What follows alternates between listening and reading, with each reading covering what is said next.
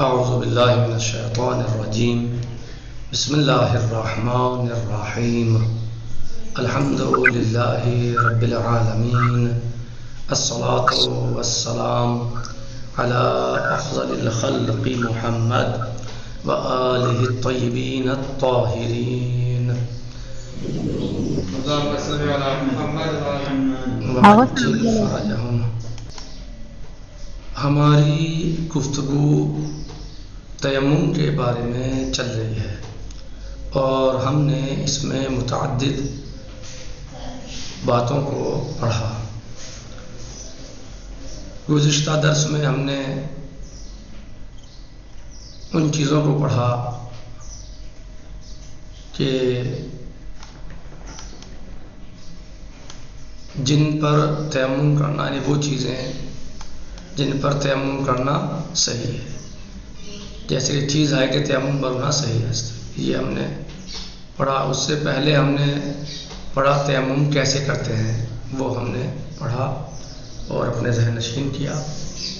اور اس سے پہلے ہم نے اس بحث میں تیمم کے بارے میں بیان کیا اور اس کو سمجھا۔ تیمم کیا ہے، تیمم کسے کہتے ہیں، تیمم کیا ہوتا ہے، ان تمام باتوں کو ہم نے بیان کیا اور پڑھا۔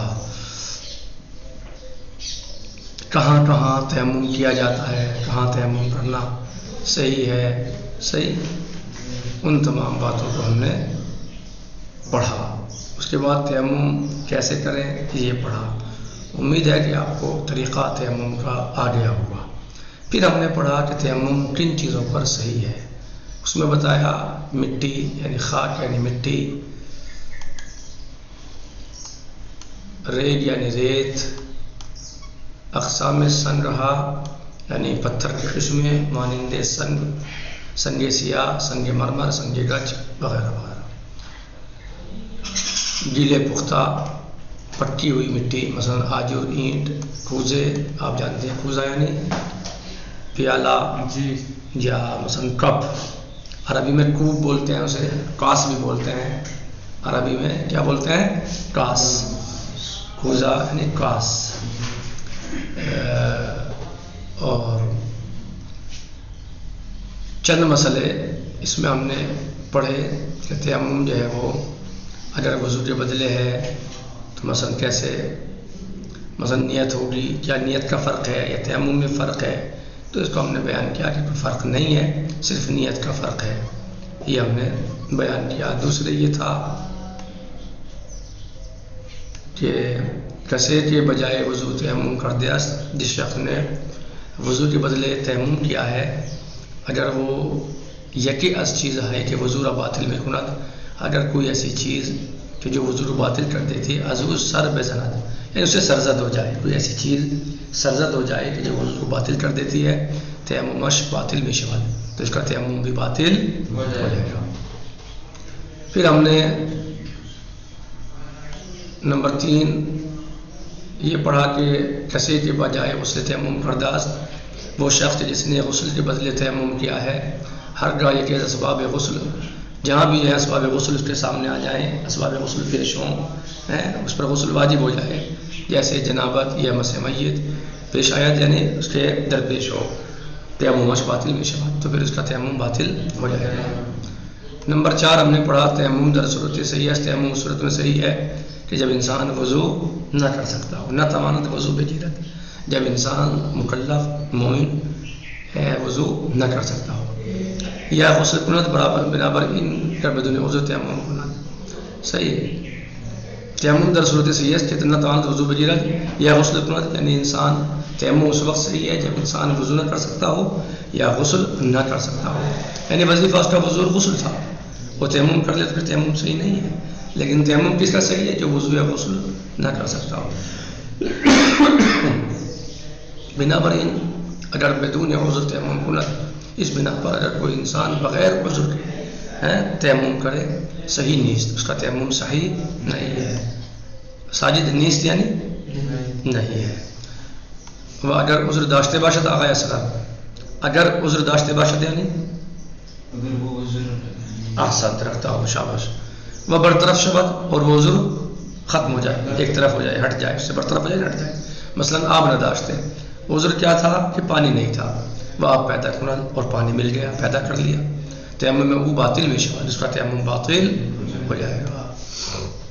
نمبر 5، اگر بجائے غسل جنابت تیمم کند، اگر کوئی انسان غسل جنابت کی جگہ تیمم کرے، لازم نہیں برائے نماز وضو بگیرہ، اس کے لیے لازم نہیں ہے کہ وہ نماز کے لیے وضو کرے. ولی اگر بجائے غسلہ دیگر، لیکن اگر دوسرے غسلوں کے بدلے اس نے تیمم کیا ہے، بہن تیمم نمی تمہارا نماز میں خانت، تو وہ اس تیمم سے نہیں کر سکتا کہ نماز پڑھے. وہ باید برائے نماز وضو بگیرہ، اور اسے چاہیے کہ نماز کے لیے وضو کرے. وہ اگر نہ توانت وضو بجیرہ، اور اگر نہیں کر سکتا کہ وضو کرے، باید تیمم دیگری بجائے وضو انجام دے. اور اگر وہ تیمم اگر وضو نہیں کر سکتا، مجبوری ہے، عذر ہے، تو اسے چاہیے کہ وہ دوسرا تیمم کرے وضو کے بدلے. ٹھیک ہے، یہ ہمارا کل کا یہ گزشتہ درس تھا. آج ہم شرائط تیمم کی بات کرتے ہیں. شرائط صحیح بدن تیمم. بدن یعنی آئے اصغر، بدن یعنی ہونا، بدن یعنی ہونا. شرائط صحیح بدن تیمم، تیمم کے صحیح ہونے کے شرائط.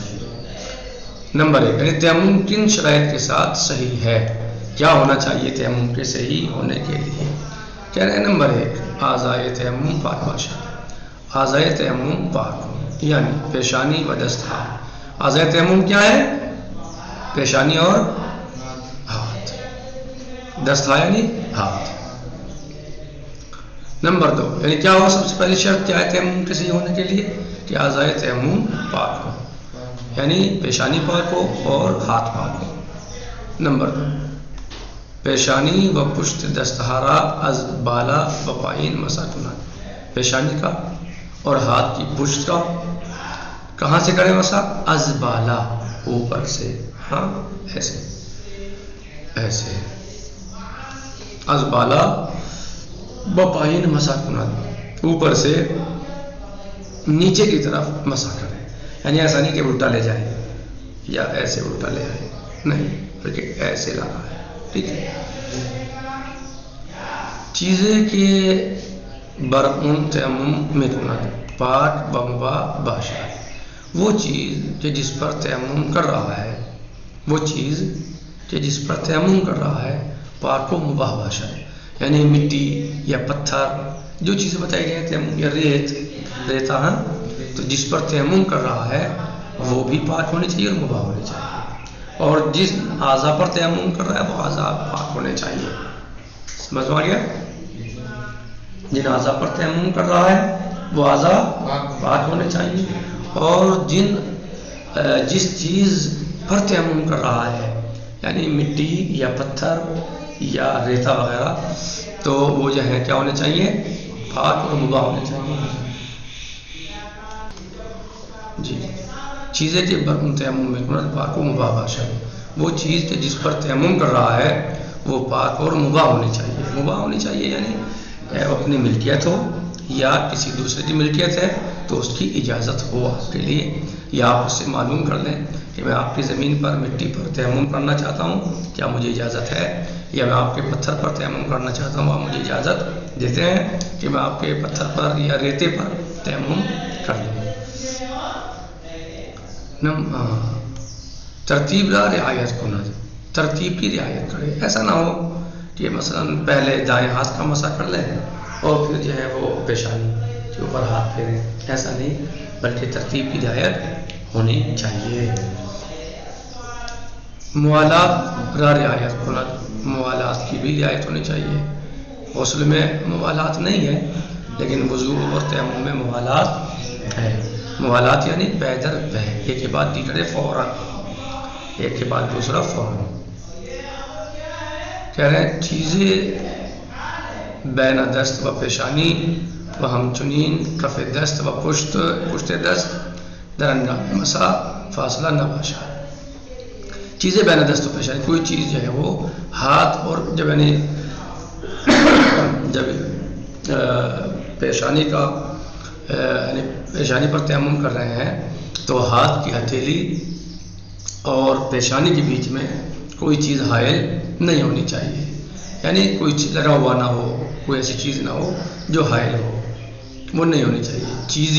چیزیں یعنی کوئی چیز بین دست ہاتھ و پیشانی، بین دست و پیشانی، بین دست و پیشانی یعنی ہاتھ اور پیشانی کے درمیان، وہ ہم چنین، اور اسی طریقے سے کف دست ہاتھ کی ہتھیلی و پشت دست اور ہاتھ کے پشت، یعنی یہ ہتھیلی اور یہ پشت، اس کے درمیان بھی کوئی چیز نہیں ہونی چاہیے، بلکہ ڈائریکٹ ہمیں مسح کرنا چاہیے۔ انگوٹھی وغیرہ ہے تو اتار دینی چاہیے، ٹھیک ہے، اگر انگوٹھی وغیرہ ہے تو اتار دیں تاکہ بیچ میں حائل نہ ہو۔ ہنگامِ مسح فاصلہ نہ باشد، اور ہنگامِ مسح میں فاصلہ نہ ہو کہ آپ نے ہاتھ کی ہتھیلی اور پشت کے درمیان کوئی چیز نہ ہو، یعنی کوئی حائل نہ ہو، اور ہنگامِ مسح جو ہے اس وقت فاصلہ نہ ہو، ہنگامے جب مسح کر رہا ہو تو اس میں فاصلہ نہیں ہونا چاہیے۔ صحیح، آج کا ہمارا یہ درس تمام ہوا، اور کل یا آنے والے درس میں یعنی ہمارا درس یہ شروع ہوگا وقت نماز۔ خیر، آج ہم اس کو یہیں پر انشاءاللہ اپنے درس کو تمام کرتے ہیں۔ آئندہ درس جو آئے گا انشاءاللہ وہ وقت نماز کے بارے میں آئے گا۔ تیمم کی بحث تمام ہو چکی ہے الحمدللہ، امید ہے کہ آپ سب سمجھ گئے ہوں گے انشاءاللہ، اور اب جو درس آئے گا، آنے والا درس، وہ تیمم کے بیان میں ہوگا انشاءاللہ۔ آپ اس کو دہرائیے، مطالعہ کیجیے، مباحثہ کریں۔ آئیوں عملی صاحب مباحثہ کرتے ہیں، مباحثہ کریں انشاءاللہ۔ واجب الحمدللہ رب العالمین، والسلام علیکم ورحمۃ اللہ وبرکاتہ، فی امان اللہ۔